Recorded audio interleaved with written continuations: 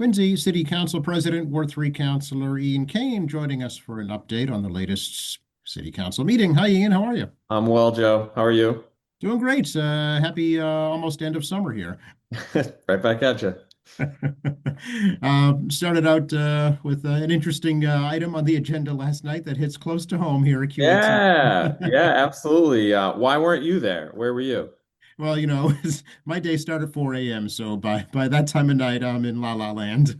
Joe, my day started at 4 a.m. too, and I was still there, okay? Okay, well, kudos to you. You're a lot younger than I am, Ian. Come on. Well, anyway, last night we started the meeting off by honoring QATV. Mark Crosby and Jonathan Cleary came in. Apparently, the team had submitted a video of, I guess a production that was made to the what is it called? The ACM, the Alliance for Community Media Hometown Video Festival. And in June, QATV won the first place award in the government meeting category.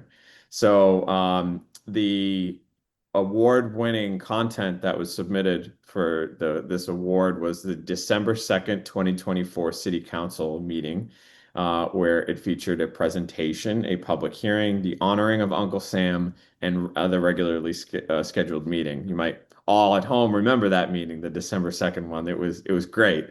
So we had the team in last night. We honored them with a commendation and had them say a few words. I mean, I love QATV. Like grew up with QATV in my house, Channel 8, Channel 9 on cable, and know very much the value that community access generally, but especially you guys bring to the community. So it was really cool to be able to honor the team, especially around this award.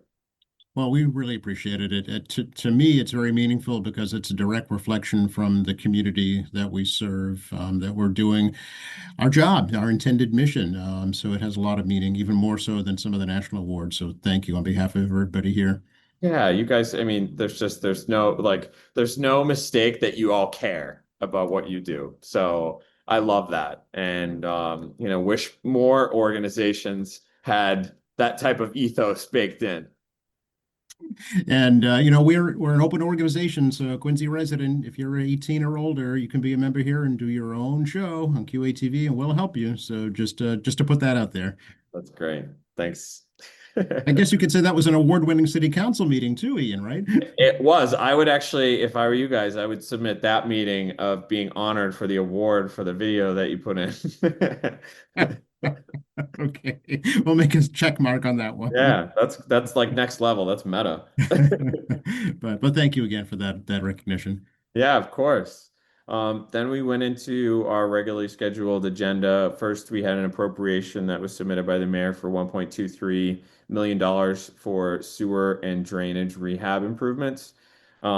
There are, I mean, I guess over the past 9, 10 years, there have been at least over a dozen projects around the city that have been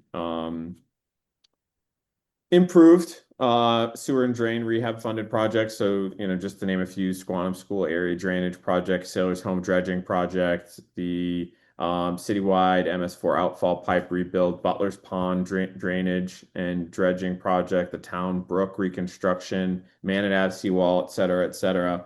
And that's about $16.4 million that's been spent on the, let's say 18 or 20 projects that are listed here. And those funds come from new developments. So or developers pay into a fund that funds these projects. So it's not off the general fund and it's not bonded money. And over that same period of time, about $20 million has come into the fund. And as I said, 16.4 million has been spent on those projects. Last night we were presented with another 8 projects that will cost $1.23 million. And the status of the account before we made the appropriation approval last night was about $3.1 million. So, good use of funds, doesn't have anything to do with increasing taxes in any way. And there's no debt that goes in the books. So that funding request was approved unanimously. Could you maybe just a couple of the locations, Ian, where the projects will be taking place? Sorry, I know you had the paper right in front of you, That's but I'm okay. just Yeah, that's curious. fine. So yep, in Ward 3, Sherman Street Bog area assessment and improvements. In Ward 4, Furnace Brook Inlet Grate at Quarry Street. In Wards 1 and 2, the Town Brook Inlet Grate at Bigelow. Ward 6, Webster Street drainage repairs. 1, 4, and 5, Fort Square and Deep Rock site repairs. Ward 6, East Squantum Huckins intersection and Causeway near Victory Road roadway resiliency. 1, 4, and 5, Blacks Creek tide gates. And 3 and 6, Sagamore Creek tide gates.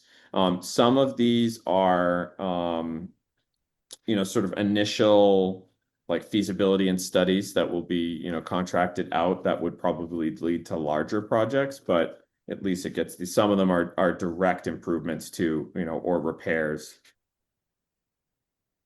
Great, thank you. That's Sure. critical but unsexy work until your street or neighborhood floods. So, It's the best. Honestly, I think it's the best work. This is the stuff yeah, that does not get the attention that it's due, and it's the most important stuff in municipal government. So very good. Unanimous, I'm assuming? unanimously passed, yes. Okay. Next, we had Councilor DeBona submitted an order that recognized a state law that's on the books. We adopted it as a city, which exonerates those people over age 70 from paying dog ownership fees. That passed unanimously. And then we had 2 gifts for DARE, or $600 from DARE camp fees for 2025, and then $1,000 from Capital Waste Services to DARE. Both were approved unanimously. And that was our meeting. Very good. And last meeting of September, right? Last meeting of September. The next meeting is October 6th at 6:30 p.m. Okay. Catch up with you on the 7th, if that's okay. Perfect. Let's do it. All right. Thanks again, Ian. Thanks, Joe. Take care.